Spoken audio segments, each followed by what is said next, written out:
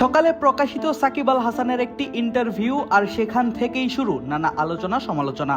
জাতীয় দল এবং আওয়ামী লীগের রাজনীতিতে নিজের ভবিষ্যৎ নিয়ে সাকিব বলেছিলেন, যেহেতু তার রাজনৈতিক দলের কোনো কার্যক্রম নেই, তাই তিনি চেষ্টা করছেন ক্রিকেটটা খেলে যাওয়ার।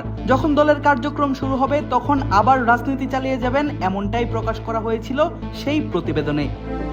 কিন্তু প্রায় 12 ঘন্টা পর নিজের অবস্থানটা পরিষ্কার করলেন টাইগারদের সাবেক অধিনায়ক। নিজের ভেরিফাইড ফেসবুক প্রোফাইলে এক স্ট্যাটাসে সাকিব দর্শকদের কাছে স্পষ্ট করেন নিজের বক্তব্য।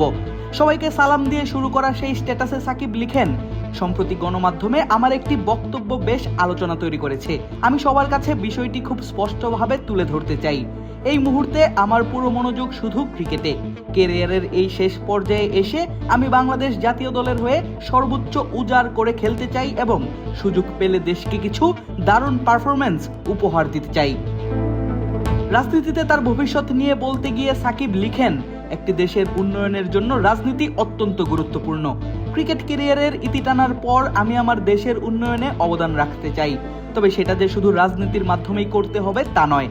রাজনীতি ছাড়াও দেশের জন্য কাজ করা সম্ভব, তবে হ্যাঁ, রাজনীতির মাধ্যমে কাজগুলো করা হয়তো অনেক বেশি সহজ হয়। 5+ স্টার রেটিং প্রাপ্ত দেশের সর্বোচ্চ বিদ্যুৎ সাশ্রয়ী ওয়ালটন এসি স্মার্ট কমফোর্ট এখন নেক্সট লেভেলে। তবে সবার কাছে দোয়া প্রার্থনা করে সাকিব তার স্ট্যাটাসের শেষ ভাগে লিখেন, আমি আশা করি লাল সবুজের জার্সি গায়ে মুখে হাসি নিয়ে আমি আমার ক্রিকেট ক্যারিয়ার শেষ করতে পারবো। এই লক্ষ্যে আমি বাংলাদেশের সকল মানুষের কাছে দোয়া ও ভালোবাসা প্রার্থী।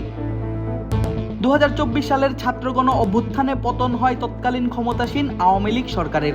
সেই সরকারেরই সংসদ সদস্য হিসেবে ছিলেন সাকিব আল হাসান। তবে সরকার পতনের সময় তিনি অবস্থান করছিলেন কানাডায়। এরপর পাকিস্তান এবং ভারত সিরিজে বাংলাদেশের জার্সি গায়ে তাকে 22 গজে দেখা গেলেও ভারত সিরিজের পর থেকে আর জাতীয় দলের কোনো স্কোয়াডে দেখা যায়নি তাকে, এমনকি দেশেও ফেরেননি তিনি। তবে গত ফেব্রুয়ারিতে জাতীয় নির্বাচন অনুষ্ঠিত হলে এবং নির্বাচিত সরকার ক্ষমতা গ্রহণ করলে আবারও আলোচনা শুরু হয় সাকিবের দেশে ফেরা প্রসঙ্গে। বাংলাদেশ ক্রিকেট বোর্ডও সাকিবকে ফেরাতে আন্তরিক বলে শোনা গেছে বেশ কয়েকবার।